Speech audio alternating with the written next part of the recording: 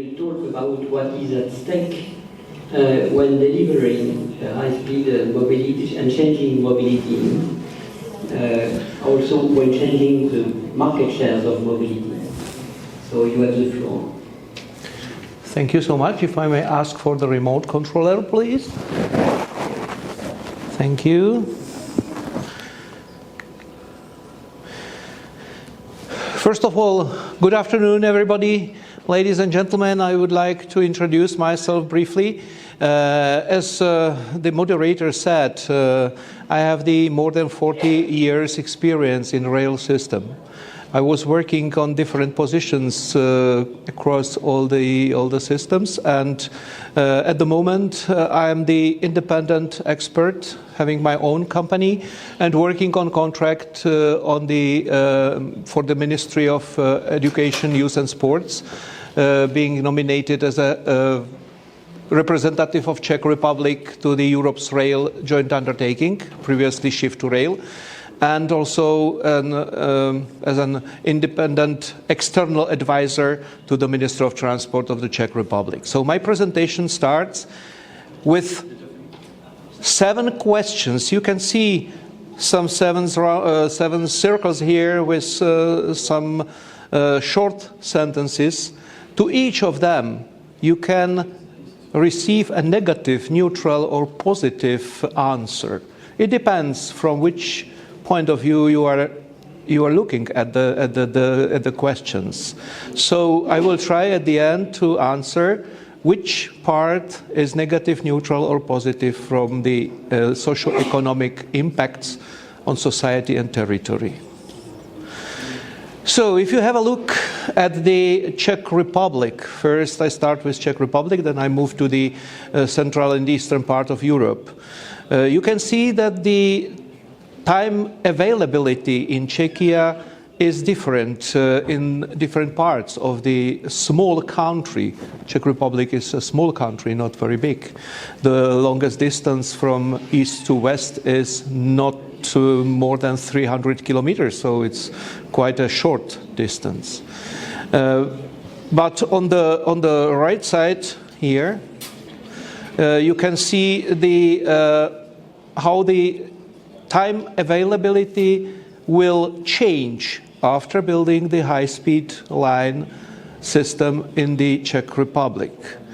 It's based on the project, the results of the European project New Mobility, Nová Mobilita, which is dealing with high-speed rail transport systems and transport changes for the population.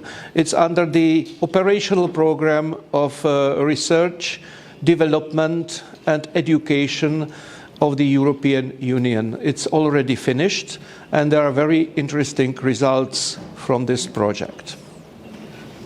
You can now see the similar maps which are showing the Europe on one side, and then the different countries, one of two biggest countries with the high-speed rail system already in operation is France and Germany, and also the Belgium as a small country within the EU.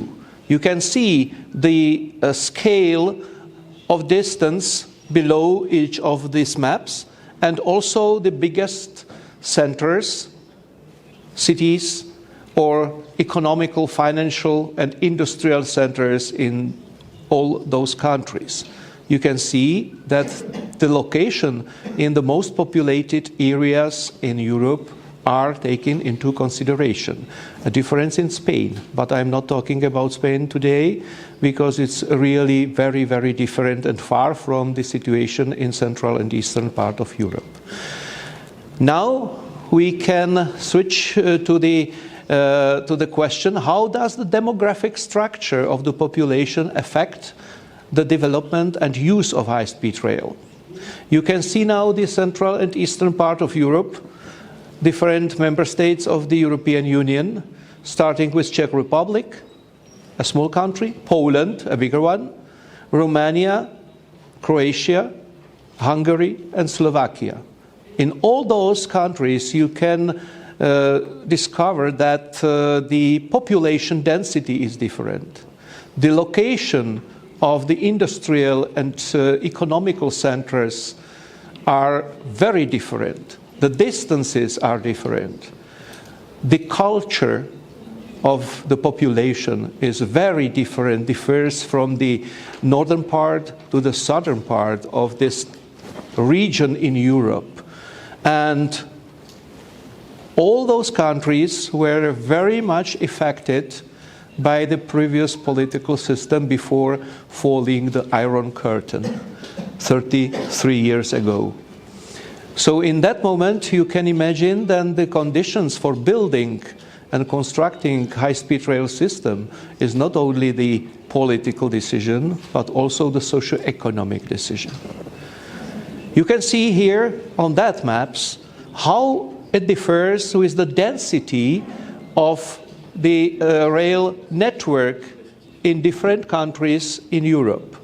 Is the next question I'm looking for the answer.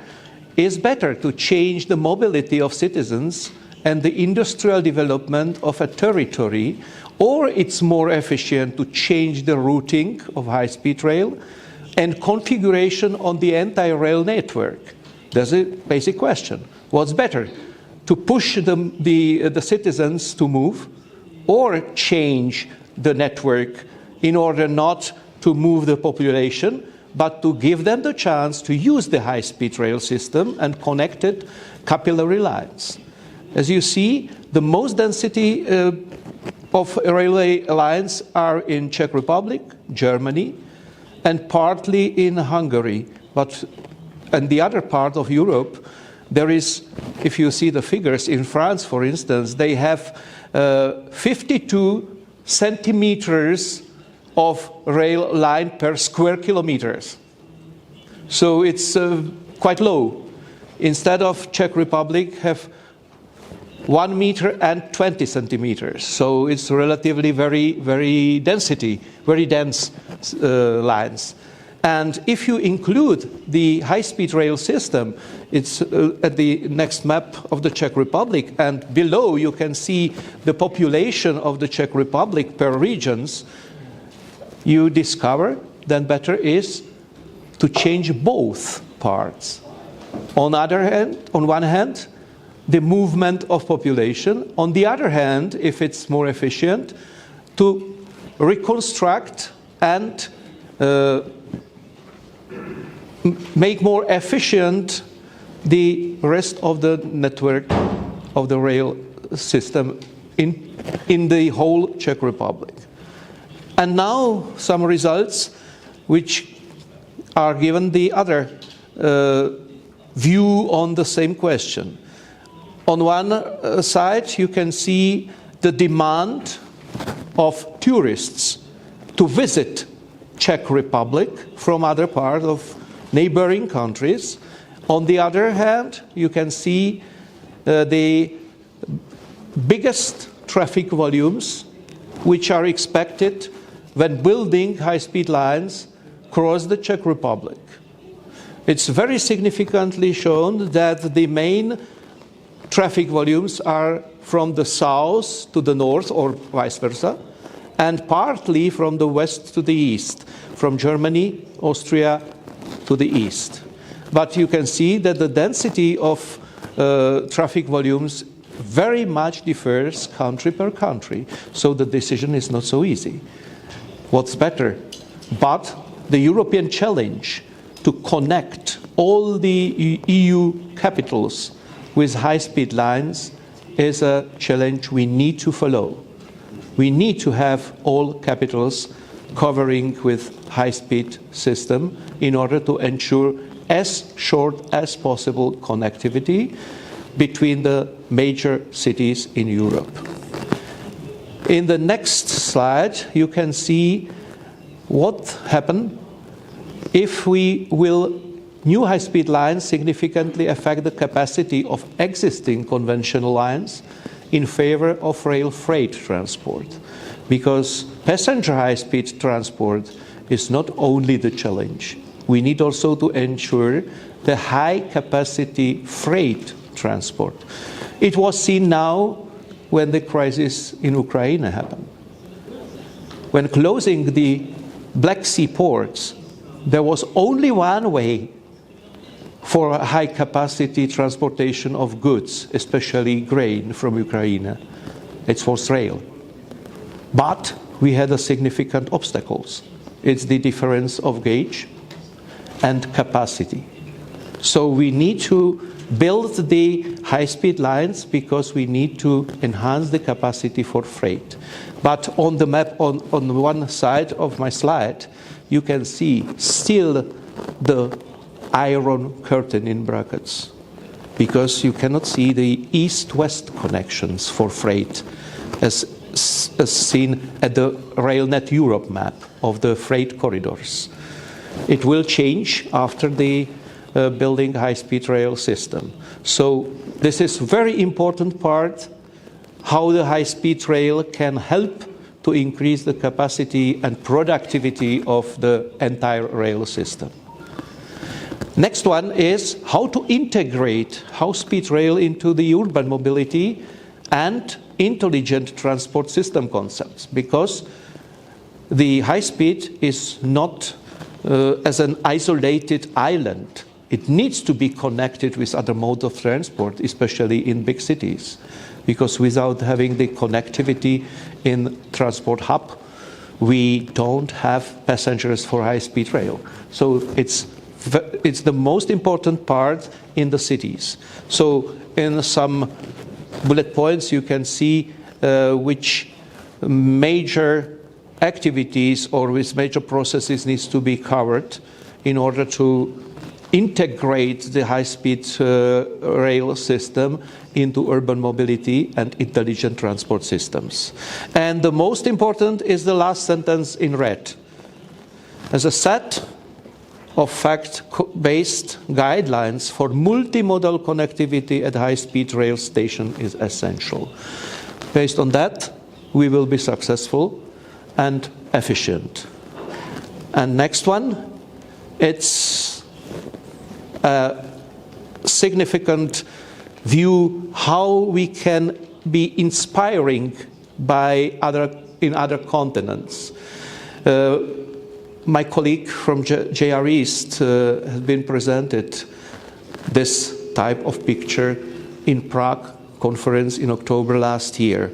It was Micho Hirato from JR East office in Paris, and he introduced the concept of Shinkansen in future with the buildings of station buildings which can be supported and operated by renewable energy, so green energy, connected to the local railway lines, operated by hydrogen trains or battery trains, and all this have the significant impact to the cities and their environmental conditions. And our inspiration is Japan is in the sentence, high-speed rail is not only transportation, but also transformation. We need to use high-speed rail development as a transformation process to better, more efficient and successful railway. And now the conclusion.